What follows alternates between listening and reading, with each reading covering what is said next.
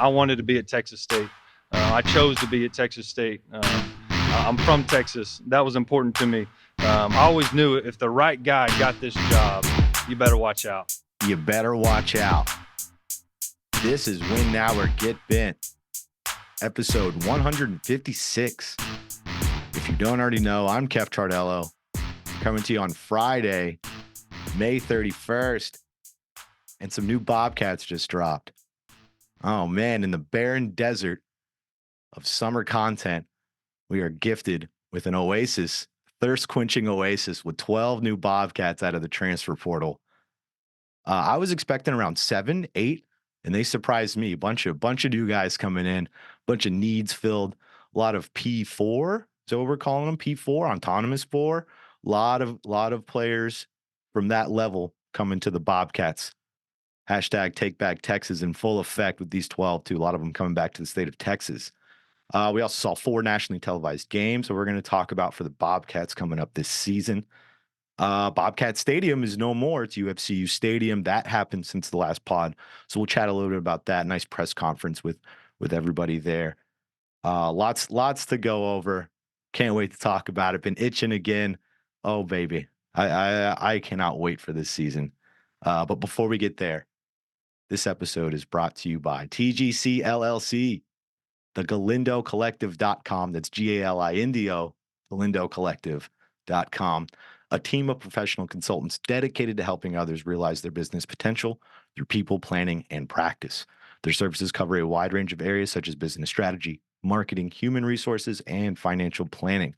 If you own property or a business and want to maximize its profitability, contact TGC at thegalindocollective.com and follow their social media platforms on Twitter at TGC_LLC and on Instagram and Facebook at the Galindo Collective on those last 2 platforms. Shout out to my guy, Rick Galindo, a true Texas State sicko, a Texas State grad himself. He has been sponsoring us since last year. He has been our most loyal sponsor. Cannot thank the Galindo Collective enough. Cannot thank Rick Galindo enough. I am excited for him to embark on this season with us again. And the GalindoCollective.com.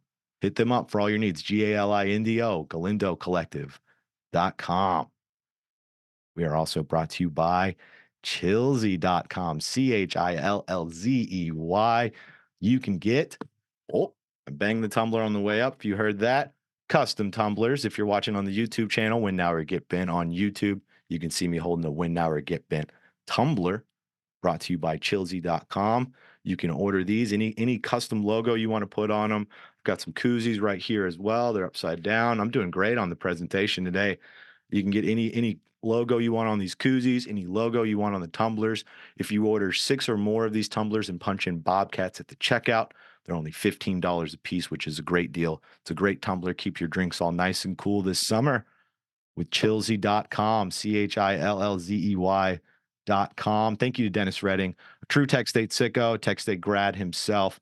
It was great to pass out a lot of those koozies last season. Excited to do more of those initiatives this upcoming year. It's going to be a big year for the Bobcats.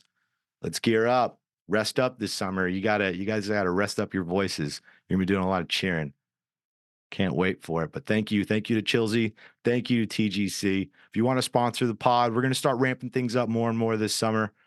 Win Now or Get Bent, or WNOGBKEF@gmail.com. Send us an email if you want to hear your business sponsor the pod. All right, let's get to these Bobcats. I teased it at the top. Let's start with the televised games because that was the most recent. I'm recording this on Friday. Should be coming out Friday.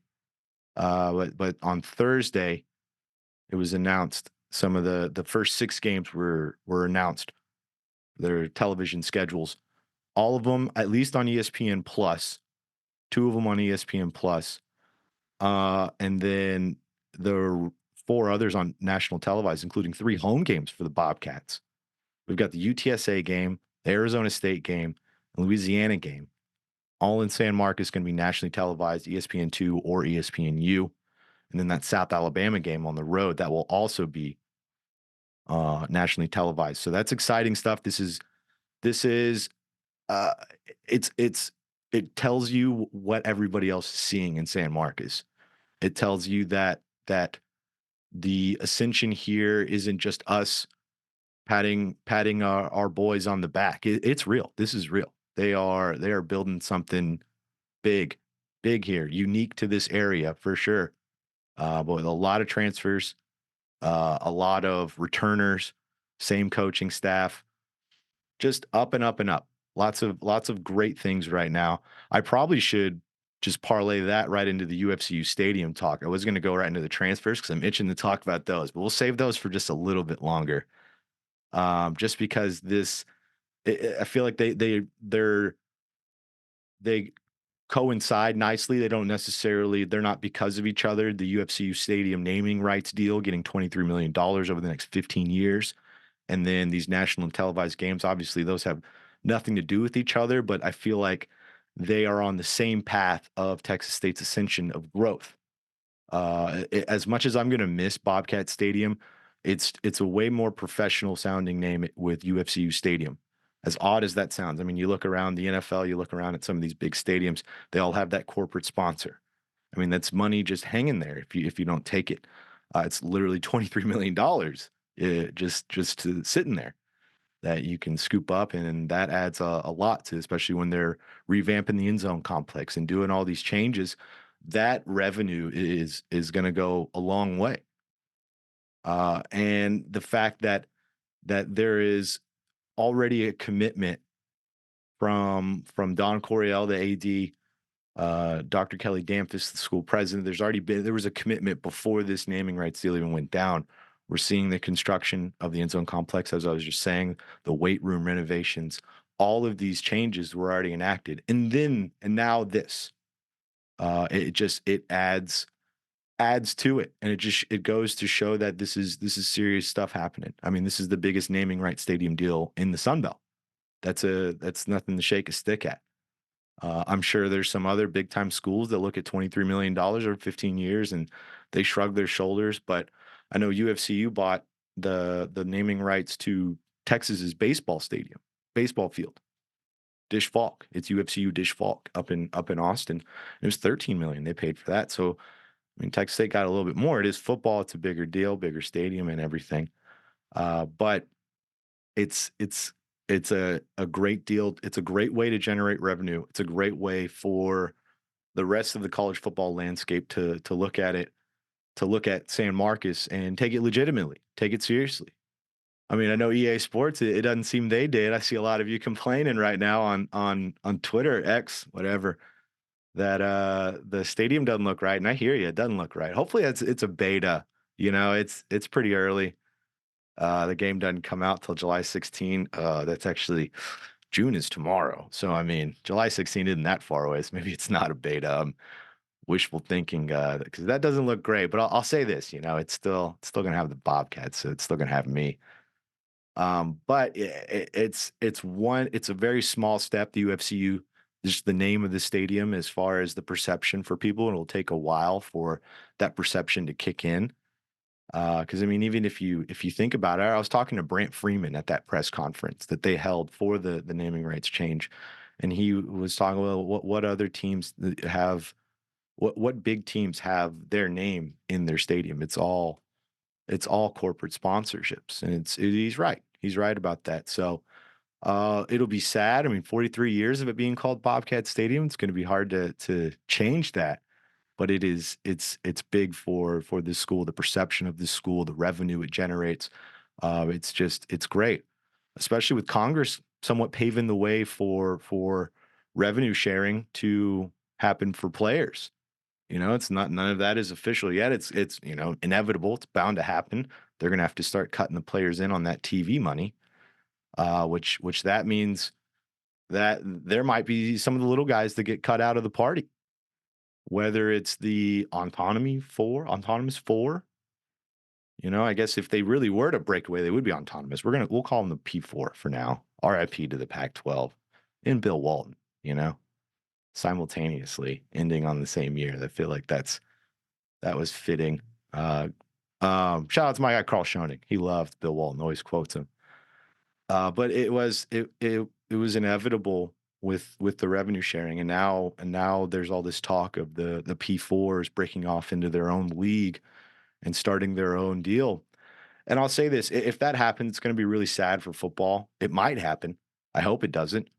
It's going to be sad for football, but there is still a path for Texas State either way. That's the good thing about what they've already established is that if say the P4 does break off and they do their own thing, what is it, 50, 60 teams, they break off into their own league, and Texas State is left out.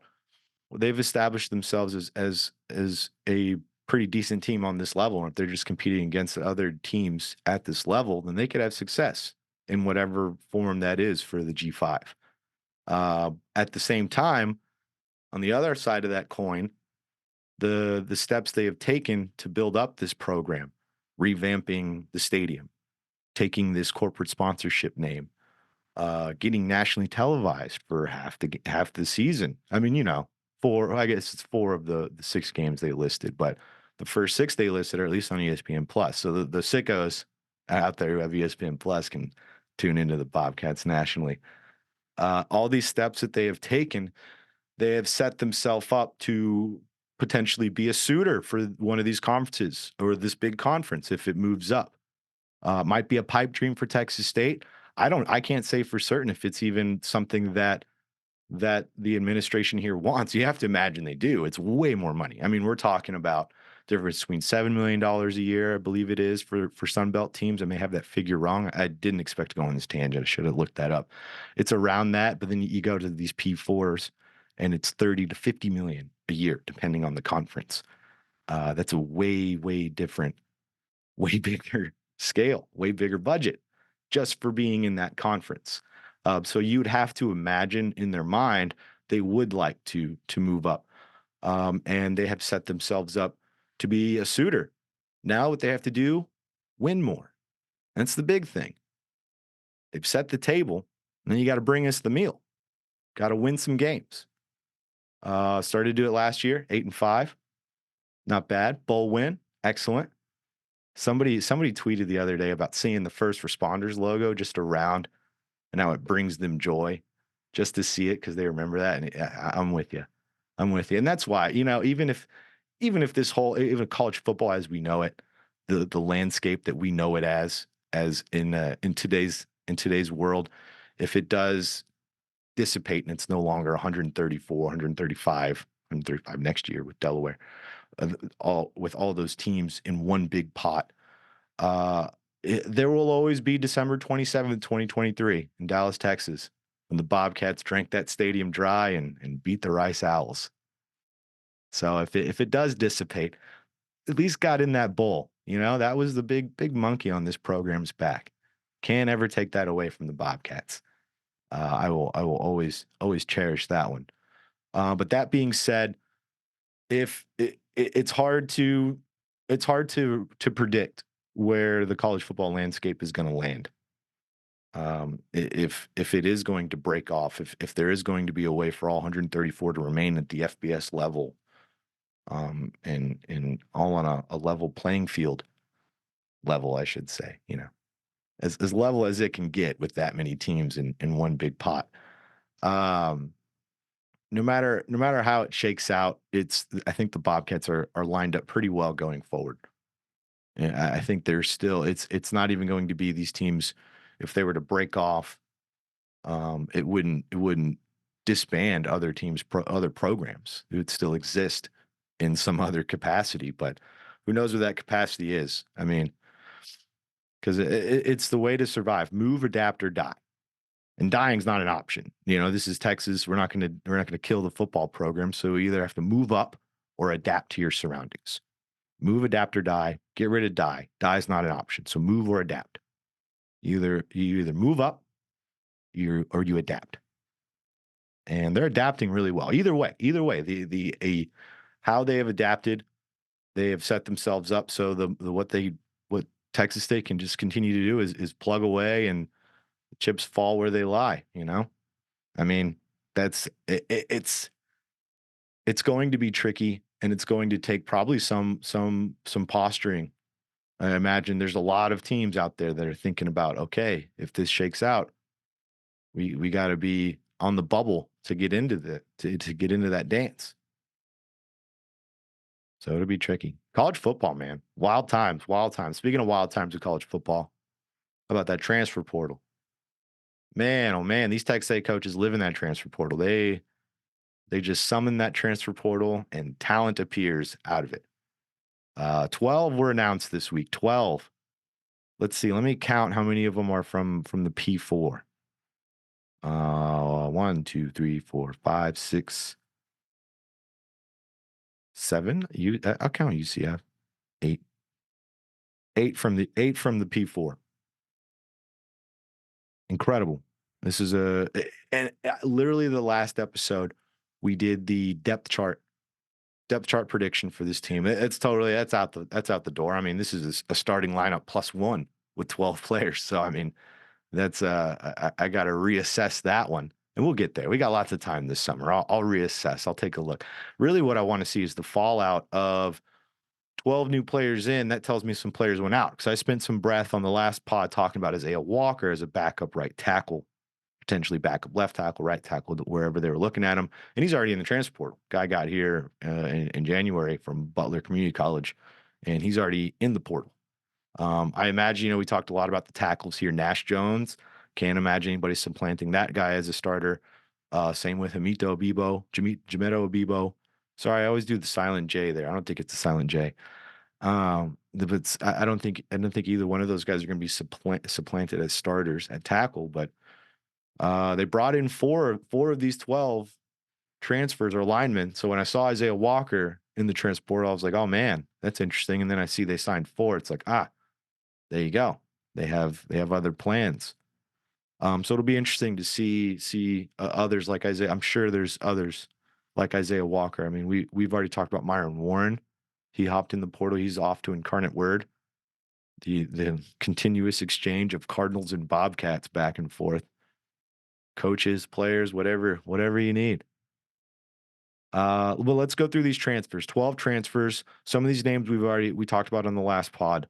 So you've heard them, especially right off the top. RJ Martinez, quarterback from Baylor. Shout out to my guy Barrick Fletcher. He's always out there retweeting my stuff. I always appreciate you. But he hopped in my DMs and he said, "Hey, you said RJ Martinez was a big quarterback. He's 5'11". And he's right. He's absolutely right. I don't know where I got the big quarterback thing from. But I do know that he does have a big arm. Because of Sean Rutherford, former quarterback here at Texas State.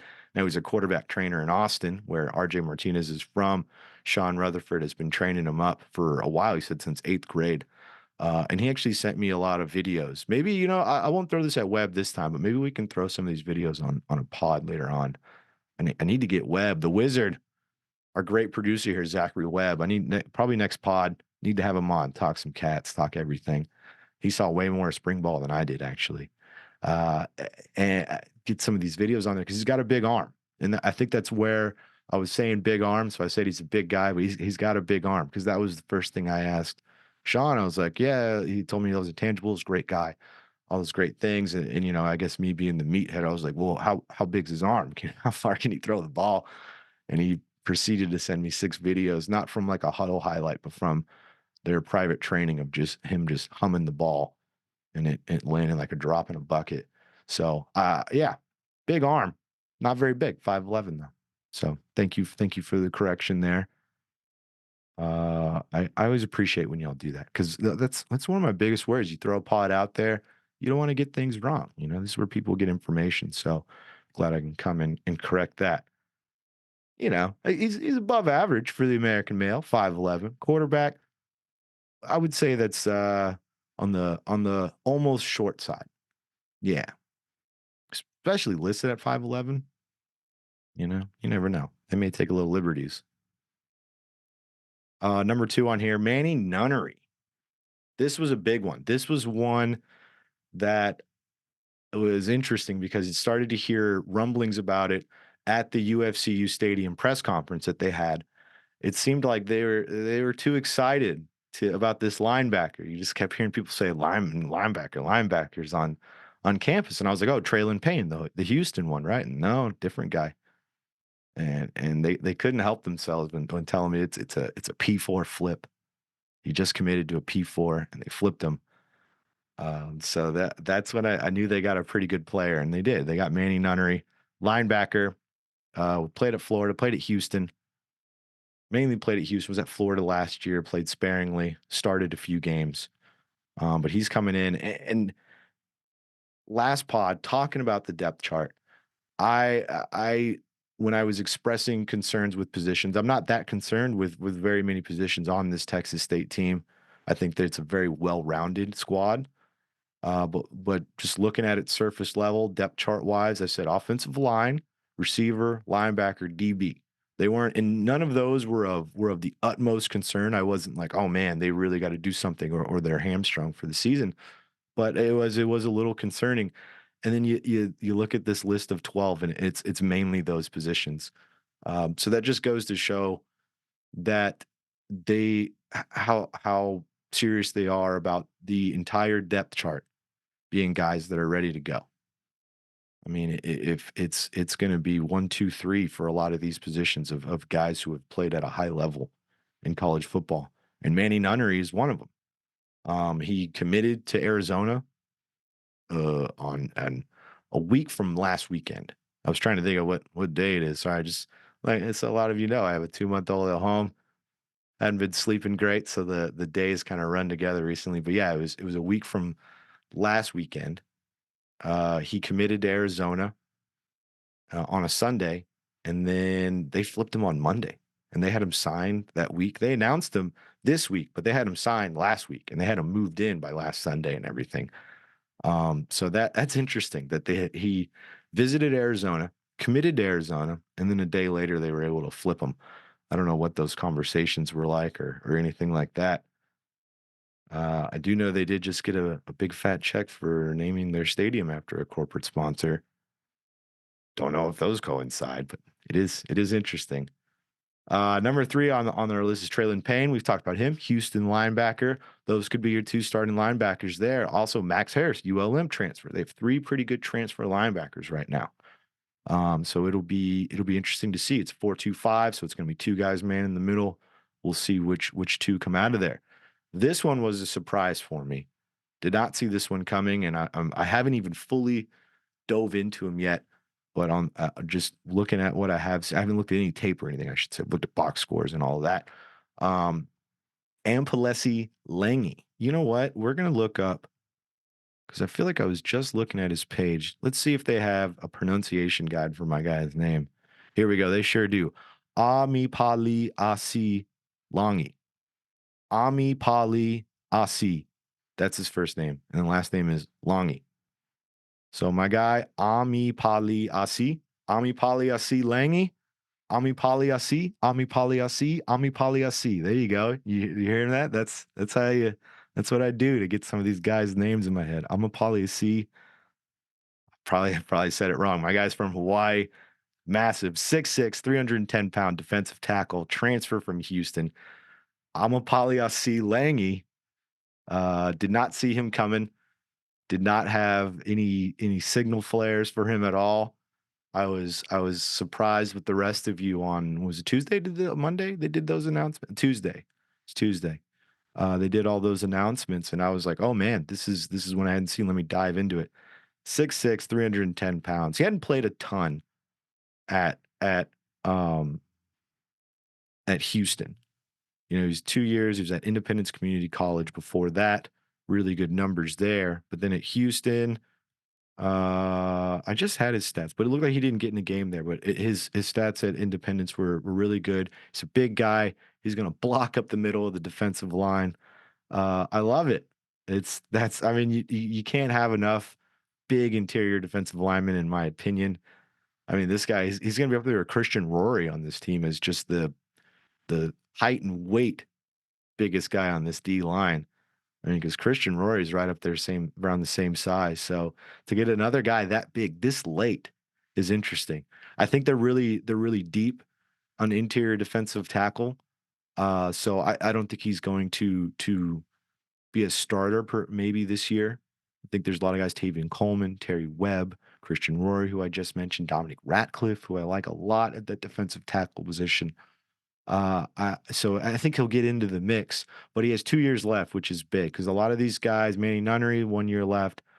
So a lot of some of these guys are one and done. RJ Martinez has 2 years left, which is nice. The quarterback, Baylor quarterback. So 2 years for Lange. That'll be good because a lot of these, the Rory senior, Terry Webb senior, Tavian Coleman senior. So they're going to need some interior lineman, D lineman next year. So that's a big pickup and a great pickup. Number 5, David Connor, offensive lineman. We saw this one coming. Colorado, Florida transfer. Another OL, one of 4 offensive linemen they grabbed. The next one we saw coming as well, Martin Tyne, O lineman from Cal. We had signs of that one. He posted on Instagram that he committed, so I tweeted about that. The next 2 are surprises. 2 linemen. Sully Burns, offensive lineman from Tulane. If you go look at his bio picture, you can see he's got the long flowing hair. So I'm automatically a fan. I'm already on board with my guy. Sully Burns too. Great name. And what a name. Sully Burns sounds like a private detective from a noir novel in the 50s, man. Sully Burns. Detective Burns. That's great. It's good stuff. Excited for Sully Burns. And then Ian Langford, offensive lineman from Texas A&M Commerce. First non-P4 guy we've talked about here. But one of 2 Texas A&M Commerce guys that they got last week. This week, I should say. It is Friday. Number 9, back into the FBS level. Jalen Griffin, wide receiver. I'm going to say Central Florida transfer, even though he's coming from Tulane. He transferred to Tulane in January, and he's already out. He's already coming to Texas State. He transferred from Central Florida, and so it is tall receiver, a nice tall option. They needed some receiver depth, and I think he's going to add to that nicely. He's definitely wasn't like a full-time starter with the Knights, but a decent enough rotation guy. Next one was another surprise, a tight end, Griffin Moore, tight end from Illinois. That one was very surprising because they just got Blake Smith, the Oklahoma transfer, at tight end. Last year they had Connor Fox, he's still here, the Kansas State transfer. Now we're looking at Griffin Moore. We're looking at 3 P4 transfers at the tight end position. I mean, they still have Titus Lyons too. Really decent player. Started some games when Connor Fox was hurt. So they're pretty deep at tight end. Are they gearing up a season to finally feed the tight end here at Texas State? I've been waiting. Tight end. It's a great position.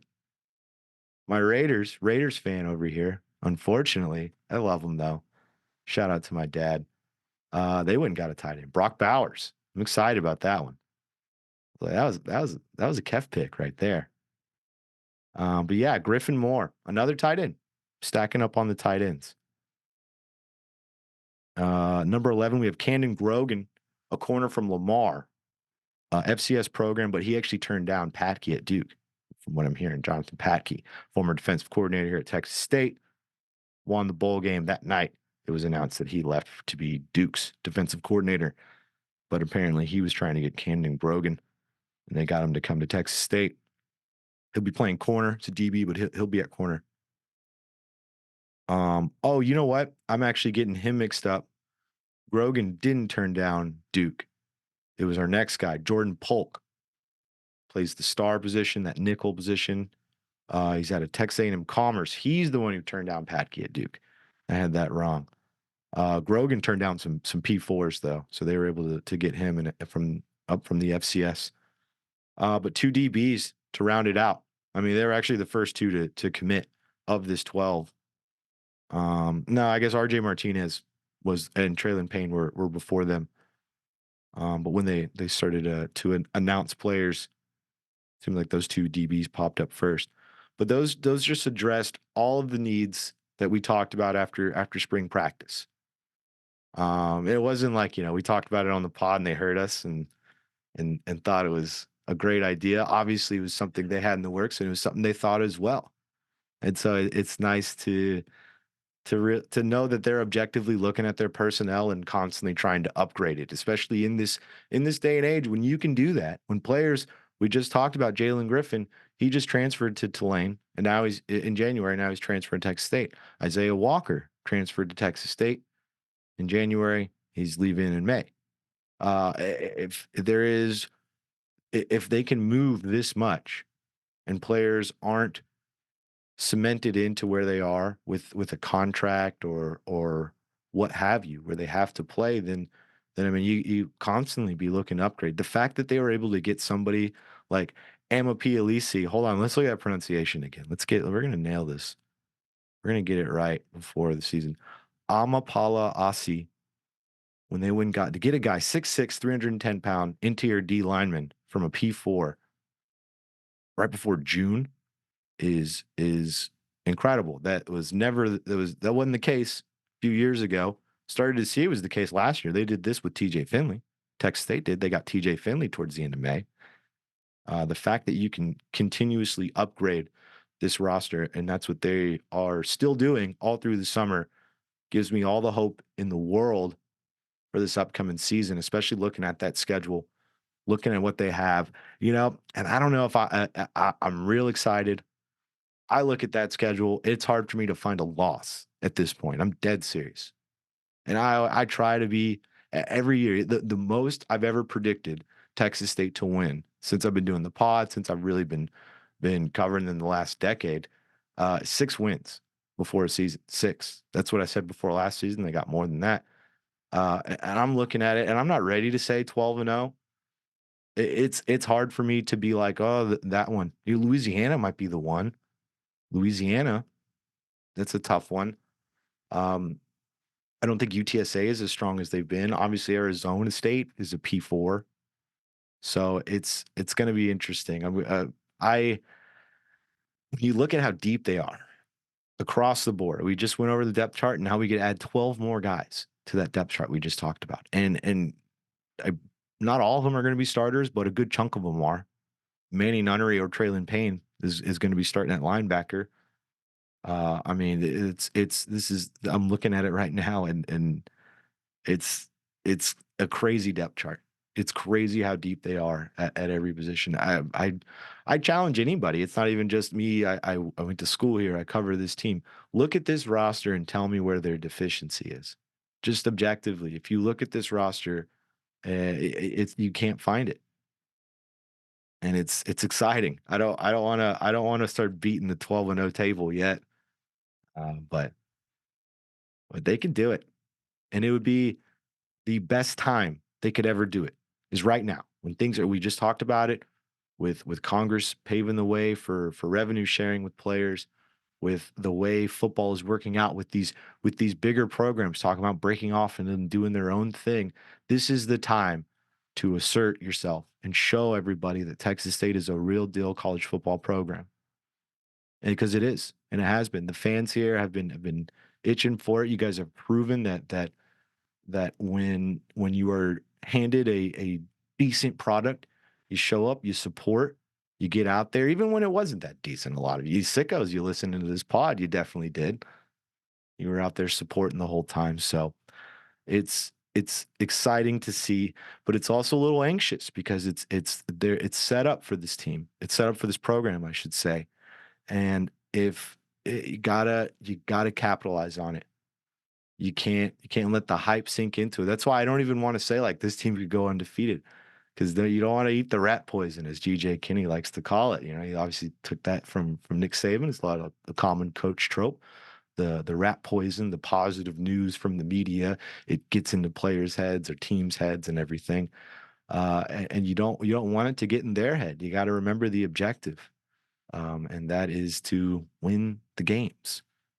Because now it's like we're fully forming into the name of the pod. Win now or get bent.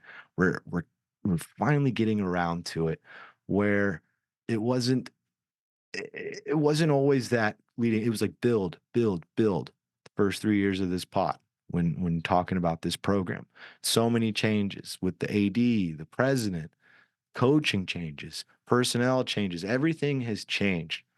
And it's finally accumulated to right now where it is win now or get bent. Now it really is. It's not like win now or get bent, but really it'll be okay because we'll be nice and we'll see you next year. Now it's win now or get bent. This team proved it can win games last year.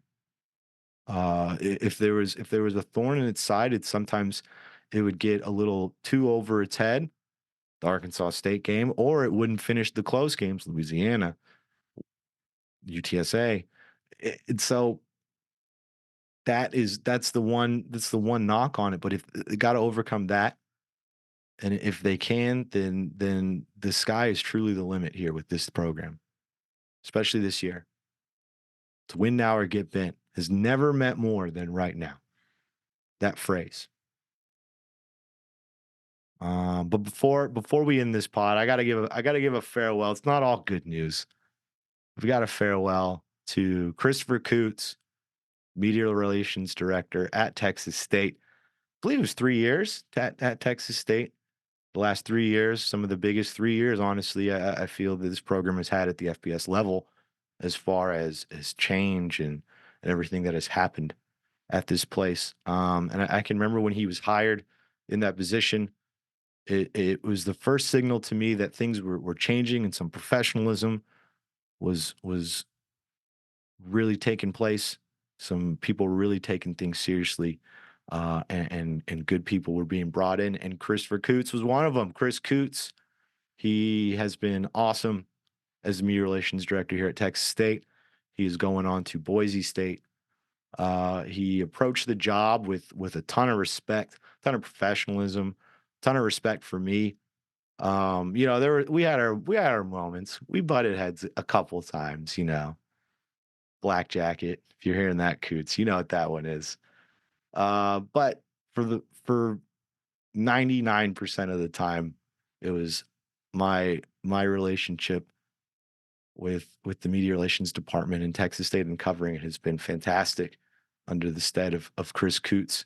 When my daughter was born, there was a game. It was right before homecoming. There was a game that Saturday that I actually didn't end up making it to. I thought I was going to.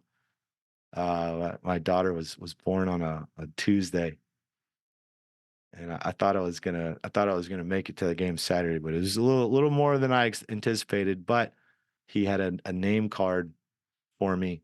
It said Jade's dad. He laminated it for me and brought it to me after. Um, a name card for my seat in the press box at the game. And so that was very nice. That's the first thing that comes to mind. When the Statesman discontinued covering Texas State, essentially leaving me without a job last November, he's one of the first people I heard from. Went out and bought me lunch, told me, hey man, whatever you need covering Texas State, however you're gonna do it, whatever you need for the pod, we've got you. And that was just, speaking on a personal standpoint for me personally.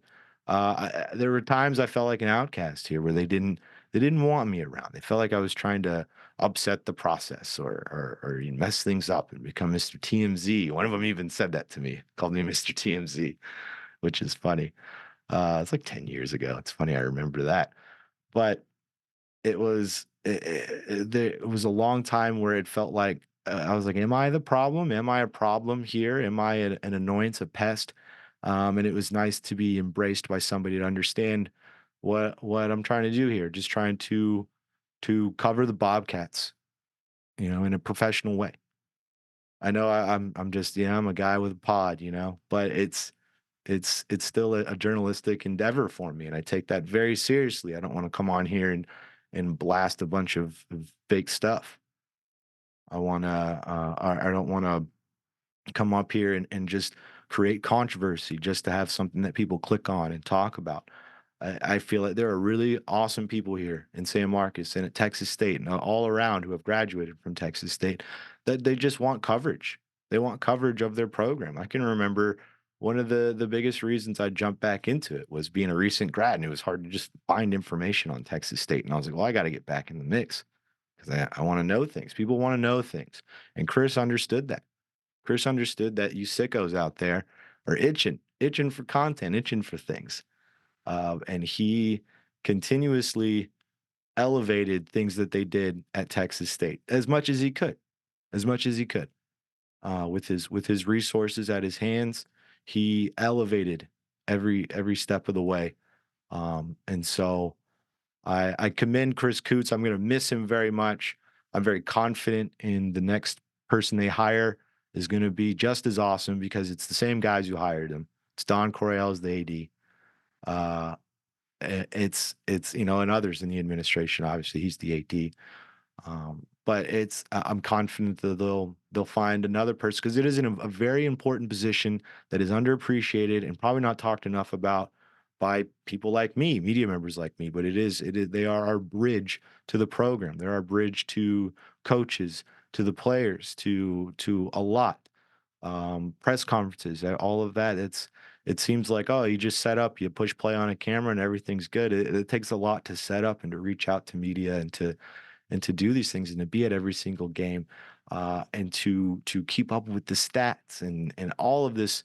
It's a very, very important job that Chris handled immensely well, and I'm gonna miss him very much. Even I've talked a lot about his work, but as a guy, he's an awesome guy, great guy. Man, you heard me say it about him buying me lunch after I essentially lose my job and everything like that. He's a really good person. There's a lot of really good people here at Texas State, and I can't wait to meet the next good one that they hire in his stead. But he will be missed. So farewell to Chris Coots.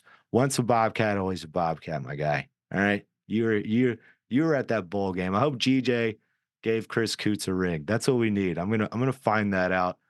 Does Coots get a ring? Let's send him a ring. We'll send him a ring pop if not from the pod. But always meant to have him on too. We were gonna have him on last summer. I wanted to talk to him. The summer days it's tough for the content when there's no new news dropping. And he went to Mount Kilimanjaro. I think I have that right.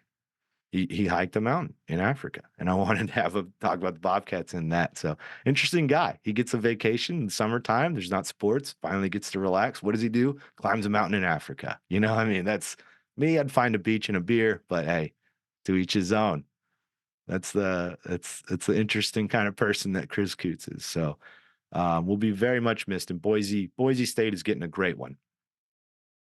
But all right, that'll do it for the pod. We'll end it on that note. We'll end it with the farewell to Chris Coots. Check out our Patreon, patreon.com/win-now-or-get-bent. We're going to start loading some content on there. Appreciate everyone's patience with everything while I'm adjusting to double dad life and everything. We're gonna start blasting stuff this summer. Check out our merch site, wnogb.com. I've got the awesome shirt right now, the Sicko shirt. If you're watching on our YouTube channel, Win Now or Get Bent on YouTube, like and subscribe. You can see I'm wearing this Sicko shirt. You can go to wnogb.com, get your own. Saw some of you ordered some hats after the last pod. I do very much appreciate that.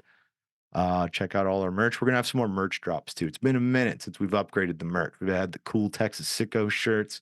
We've got the cool mugs. We need to upgrade. We need to do some more stuff on there. Again, check out our YouTube channel if you're not already watching. Win Now or Get Bent on YouTube. Hit us with a subscribe, a like, all that good stuff. The subscriptions are big for us. So if you're watching on YouTube and not subscribed, mash that subscription button for us, please and thank you. Follow us on Twitter or X, whatever you want to call it, at Win Now or Get Bent on that social media. On Instagram at WNOGB. I don't know if anybody's posted on Instagram in a long time. I'm afraid of Instagram, if I'm being honest. I get on there and it just gives me the willies. I don't know what it is about that place, but Instagram and Facebook, just a shiver. I'm like, oh, I don't want to be here. I don't want to be. I don't even have a TikTok. So I mean, I'm getting so old so fast here, everybody. Thank you to TGC LLC for sponsoring the pod. Thank you to Chilsey. Thank you to my guy, the wizard, Zachary Webb. Go check out his pod, Deaton Street. DEATON, Deaton Street. Does a lot of tech talk, a lot of cool stuff. It's an interesting guy. Hear my guy Webb talking. Deaton Street on YouTube. Like, subscribe, all that good stuff. Webb, if you're hearing this part, you put a Deaton Street thing right here so that they go find you. We got to support the wizard, support Zach. My guy, he's the hardest working man in San Marcos. I'll tell you what. And of course, thank you, sickos. Thank you for your patience this off season. Thank you for continuing to digest the content, even when you got to wait for it. Less waiting this summer, everybody. Promise you that. I can't thank y'all enough because otherwise I'm shouting into the void without you. And it means so much to that all of you get a lot of joy out of the content that we bring. And we want to bring it to you more on a consistent basis, more frequent basis, just more all across the board, huh? More wins, more pods, more everything, more in 2024. What do we want in 2024? We want more. All right, everybody. Thanks for tuning in. Win now or get bent.